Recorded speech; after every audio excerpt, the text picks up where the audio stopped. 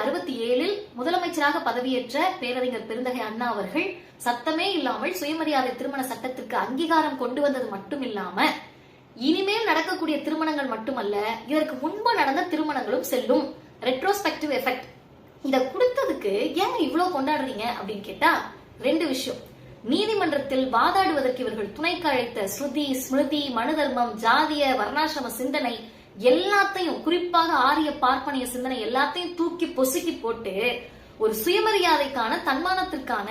சமத்துவத்திற்கான சிந்தனையின் வெளிப்பாடாக சுயமரியாதை திருமண சட்டத்தை கொண்டு வந்து இனிமேல் நடக்கக்கூடிய திருமணம் மட்டுமல்ல, இதற்கு முன்பு நடந்த திருமணங்களும் செல்லும்னு சொல்லி அந்த திருமணத்திற்கு ஒரு தன்மான உணர்வை, கண்ணியத்தை கொடுத்து, திருமணம் செய்து கொண்டவர்களுக்கு தன்மான கண்ணிய உணர்வை கொடுத்து, அந்த திருமணத்தின் மூலமாக பிறந்த குழந்தைகளுக்கும் கண்ணிய உணர்வை கொடுத்தது பேரறிஞர் பெருந்தகை அண்ணா. இப்ப நீங்க கேட்கலாம், ஏங்க இதனால ஆரிய எதிர்ப்பு என்னன்னு கேட்டா, காலங்காலமா நம்ம வீட்டு கல்யாணத்துல உட்கார்ந்துகிட்டு நமக்கு புரியாத மந்திரத்தை ஓதிட்டு, சமஸ்கிருத மந்திரத்தை ஓதிக்கிட்டு,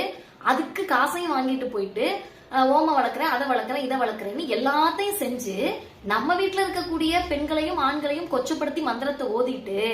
நம்மளுடைய சுயமரியாதை இழுக்குக்கு என்னெல்லாம் பண்ண முடியுமோ எல்லாத்தையும் பண்ணிக்கிட்டு இருந்த ஆரிய பார்ப்பனியத்தினுடைய விழா எலும்பில் கை வைத்து உடைத்ததுதான் சுயமரியாதை திருமண சட்டம்.